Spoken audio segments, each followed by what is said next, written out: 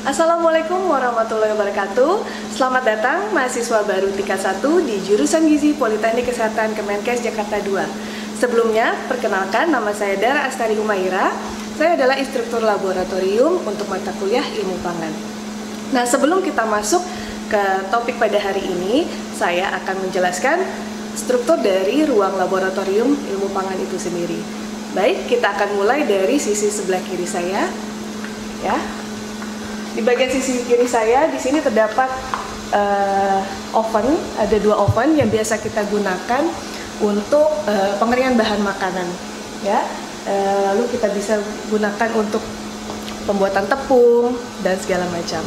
Ya, lalu di sisi sebelah sini ada juga lemari. Nah, lemari penyimpanan ini ada 4 bagian, di mana untuk menyimpan alat-alat pecah seperti piring, gelas, kemudian timbangan, blender, prosesor.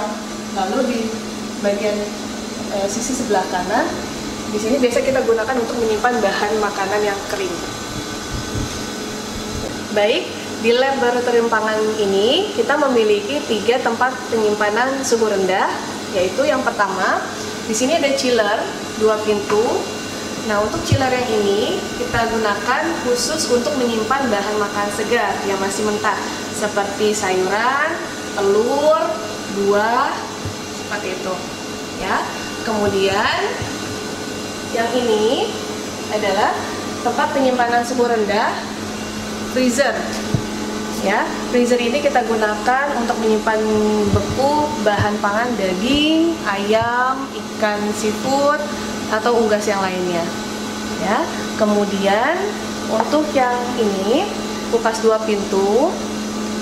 Ya, ada 2 jenis. Yang bagian sisi kanan adalah untuk menyimpan bahan pangan chiller, ya, di suhu chiller. Lalu yang sisi sebelah kirinya adalah untuk pangan yang disimpan dalam bentuk frozen food di freezer sebelah kiri ini. Lalu di sisi sebelah kanan, di sini ada gudang penyimpanan alat berat. Ya, biasa kita simpan di sini seperti autoclave, kemudian ada microwave, kemudian mixer ukuran besar. Lalu ya, alat-alat baru biasa kita gunakan, kita simpan dalam gudang ini.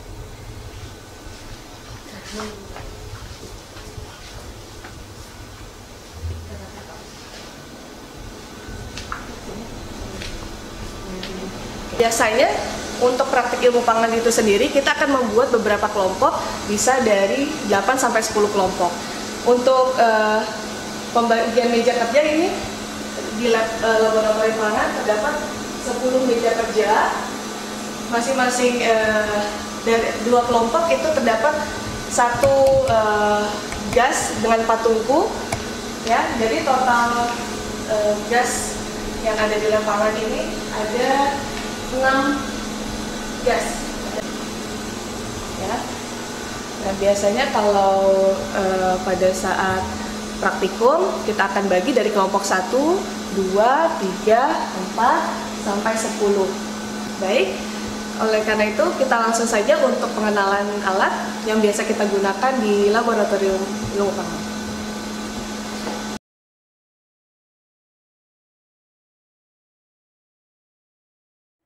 Yang perlu kalian tahu dan kenal juga adalah Ibu Muntika SP MPD.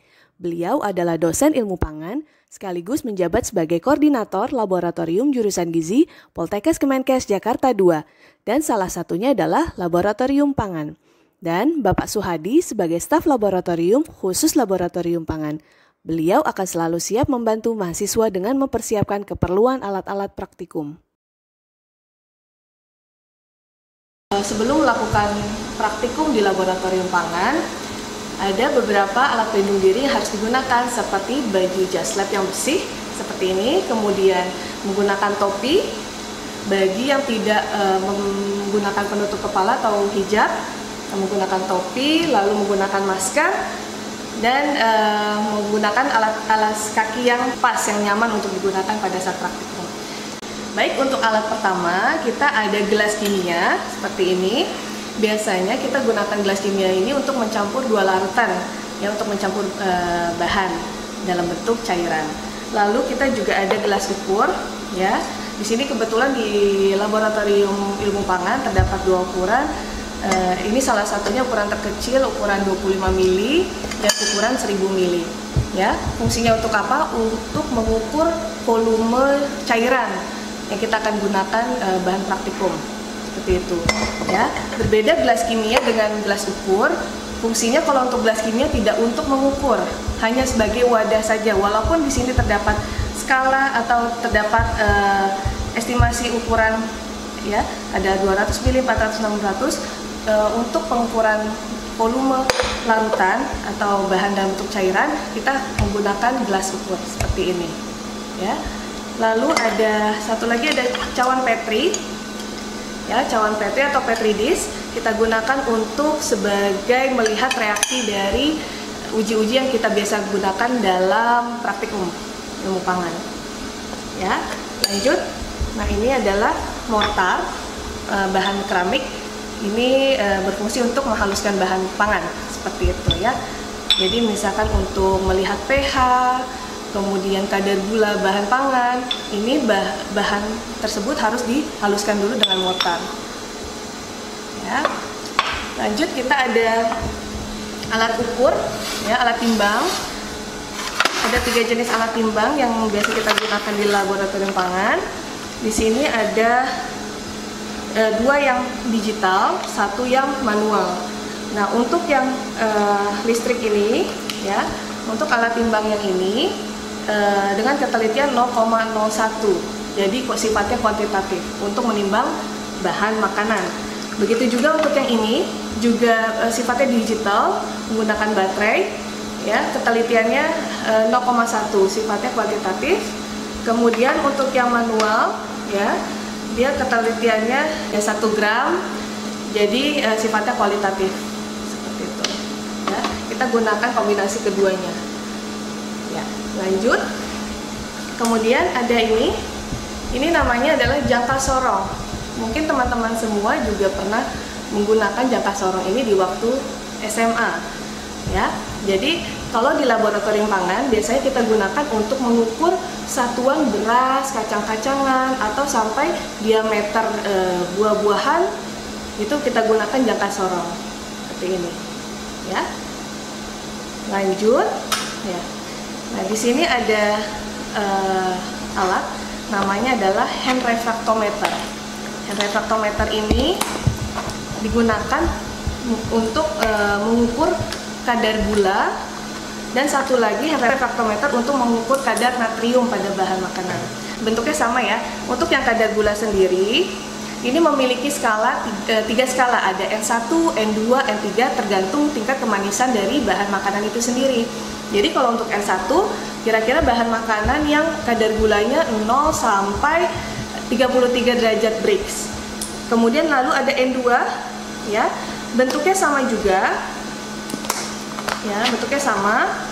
Ini digunakan untuk bahan makanan yang kadar gulanya sekitar 28 sampai 62 derajat Brix. Lalu yang N3 ini digunakan untuk kadar gula yang tingkat kemanisannya lebih dari 60 derajat Brix, bahkan sampai 90 derajat Brix. Bagaimana caranya? Jadi bahan makanan yang akan kita ukur tingkat kemanisannya, misalkan buah pisang, kita hancurkan tadi menggunakan mortar. Lalu karena bahan pisang sedikit ada kandungan air, kita akan tambahkan aquades dengan perbandingan 1:1. Lalu air larutannya tadi akan kita letakkan di hand refractometer untuk yang kadar gula buah di N1.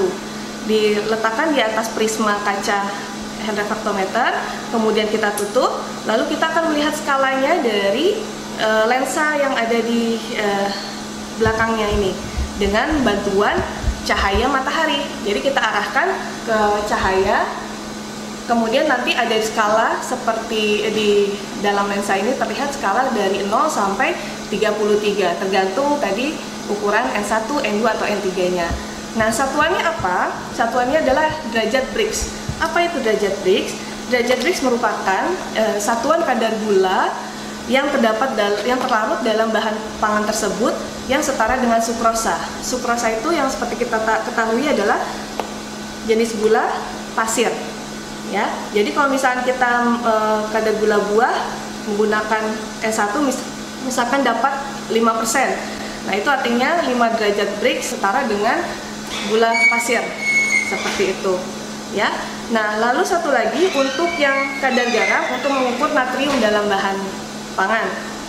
Sama teknisnya, bahan yang sebelum akan dicek akan dihaluskan terlebih dahulu, atau mungkin kalau misalkan sudah dalam bentuk larutan bisa langsung diteteskan di atas lensa prisma refraktometer yang salt. Kita lihatkan, kita arahkan ke cahaya seperti ini, kemudian di dalam skala ini nanti akan terlihat skalanya untuk salt ini adalah 0 sampai 28 derajat Brix untuk yang natrium, seperti itu. Ya. Jadi semakin tinggi tingkat kemanisan kadar bahan pangan, maka semakin tinggi derajat Brix-nya. Gitu. Ya. Lalu ada ini ya, ini adalah alat untuk mengukur kelembaban udara, namanya hygrometer. Ya, alat kelembaban udara ini kita gunakan biasanya kita letakkan di tempat yang biasa kita gunakan untuk penyimpanan bahan pangan. Misalkan kita ingin menyimpan bahan pangan serealia atau kacang-kacangan, kita letakkan dalam lemari yang akan disimpan bahan makanan tersebut. Lalu kita lihat skalanya, di sini ada temperatur atau suhu, yang sebelah kiri ini ada humidity ya, kelembaban udara. Satuan dari kelembaban udara itu adalah RH atau relative humidity.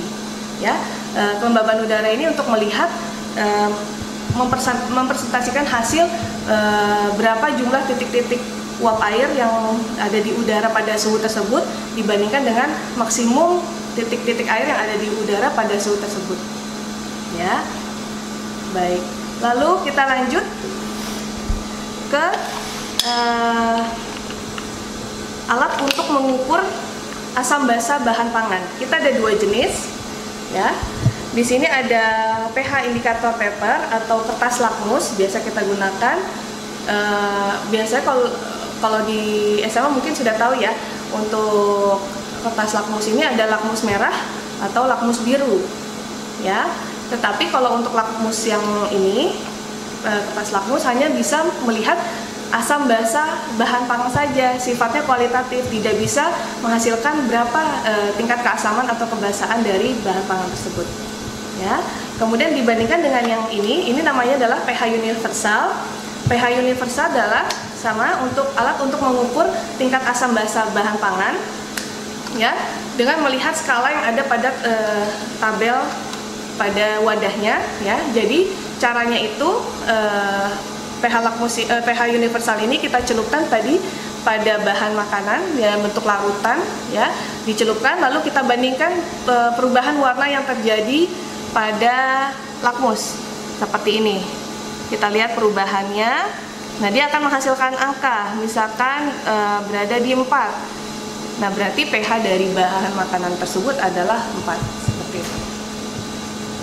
Baik.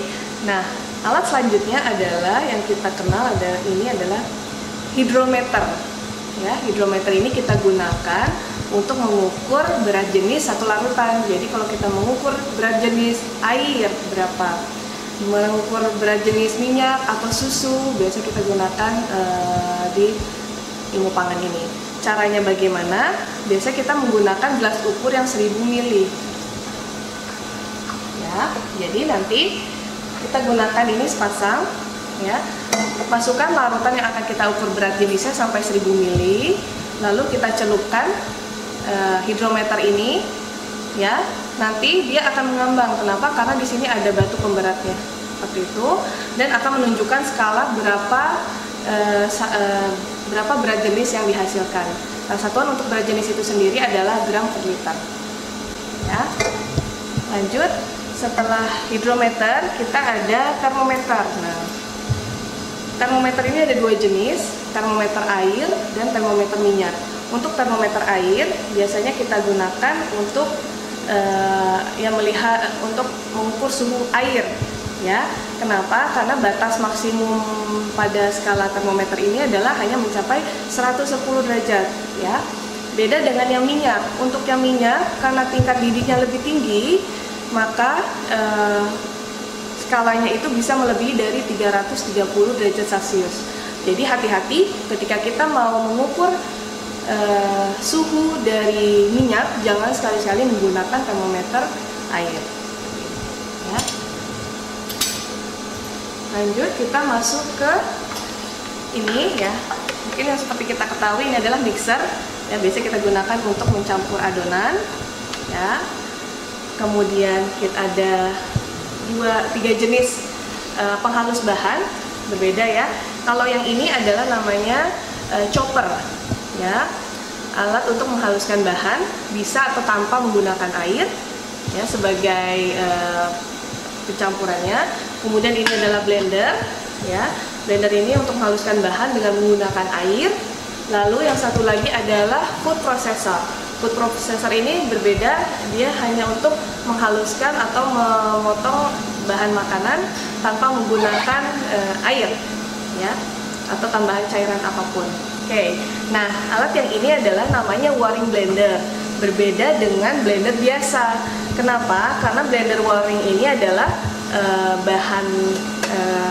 bahannya terbuat dari stainless. Ya, biasanya kita gunakan di ilmu pangan ini adalah pada saat topik pembuatan tahu. Pada pembuatan tahu kita menggunakan kedelai dan menggunakan larutannya adalah air panas. Nah, makanya kita gunakan waring blender ini dengan kapasitas maksimum 1,5 liter. Ya, baik, kita lanjutkan ke alat ini. Ya, mungkin kalau yang kalian tahu adalah ini ayakan. Ya, kalau di rumah tangga kita sebut ayakan. Namun kalau di lab pangan sendiri ini memiliki nama adalah siever. Siever ini berfungsi untuk melihat tingkat kehalusan satu bahan makanan, biasanya dalam bentuk tepung-tepungan.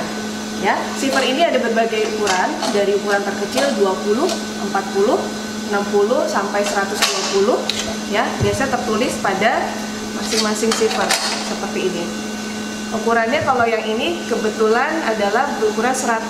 Artinya 100 mesh ini adalah setiap 1 cm persegi terdapat 100 lubang. Ya. Jadi semakin tinggi angka mesh itu sendiri atau semakin tinggi siever ya ukuran itu, artinya lubangnya semakin kecil. Seperti itu. Nah, kita lanjut ke alat terakhir. Ini adalah namanya penetrometer. Penetrometer ini adalah alat untuk mengukur tekstur bahan makanan. Ya, semakin keras atau semakin padat bahan makanan, maka akan menghasilkan skala yang rendah. Semakin tekstur bahan makanan tersebut semakin lembek, maka skalanya akan semakin tinggi. Baik, oke. Sekarang saya akan mencoba cara menggunakan alat hand refractometer untuk mengukur kadar gula. Ya, pertama kita siapkan dulu. Nah, di sini saya ada sampel minuman instan. Ya, kita gunakan N1. Pertama kita buka bagian penutup prismanya. Kemudian kita teteskan pada lensa. Teteskan 1-2 tetes sampel di atas lensa hand refractometer. Ya, kemudian kita tutup. Lalu kita arahkan ke cahaya, ya. Ternyata terlihat di sini adalah skalanya 7, ya. Bisa kemudian setelah itu bagaimana cara membersihkannya? Nanti ini dibuka, kemudian kita bisa bersihkan dengan tisu kering yang bersih, lalu tidak perlu menggunakan air. Baik, selanjutnya saya akan mencoba menggunakan alat yaitu lakmus dan pH universal. Yang tadi saya sudah jelaskan bahwa kalau untuk kertas lakmus sendiri, ya kebetulan saya di lab kami adalah pH lakmus biru, ya pH lakmus biru. Nah, ini hanya melihat asam basa saja dari bahan pangan tersebut. Nah, kita gunakan sampel yang sama tadi, ya kita celupkan pada sampel. Nah, kemudian terlihat berubah menjadi pink, ya. Artinya apa? artinya pH dari sampel yang kita tes tadi bersifat asam. Ya, lalu kita lanjut untuk lebih jelasnya berapa sih tingkat keasamannya. Ya, kita menggunakan pH universal seperti ini. Kita celupkan pada sampel yang kita uji dengan cara mencelupkan sampai batas warna terakhir, ya, seperti ini. Lalu kita bandingkan pada tabel wadahnya. Kita mulai dari 0 dulu. Kalau tidak ada yang sesuai, kita geser ke atas, ke samping, mohon maaf. Lanjut. Nah, ternyata di sini terlihat pH-nya sama dengan skala 5. Nah, berarti pH dari minuman ini bersifat asam yang nilainya adalah 5. Baik. Nah, saat ini saya sedang menggunakan alat namanya hidrometer. Ya, di sini ada batu beban. Ya, tadi fungsinya adalah sebagai untuk melihat berat jenis satu larutan yang akan kita ukur. Ya, di sini saya sudah siapkan. Jadi larutan atau cairan yang akan diukur berat jenisnya kita masukkan ke dalam gelas ukur sampai batas 1000 ml. Lalu kita masukkan hidrometernya, ya, seperti ini. Nah, nanti akan terlihat skala yang terlihat pada hidrometernya tersebut. Ya, ternyata dilihat berat jenis dari air ini adalah sebesar 1,00 gram per liter. Gitu. Baiklah, demikian dari pengenalan alat-alat yang biasa kita gunakan di mata kuliah ilmu pangan. Terima kasih.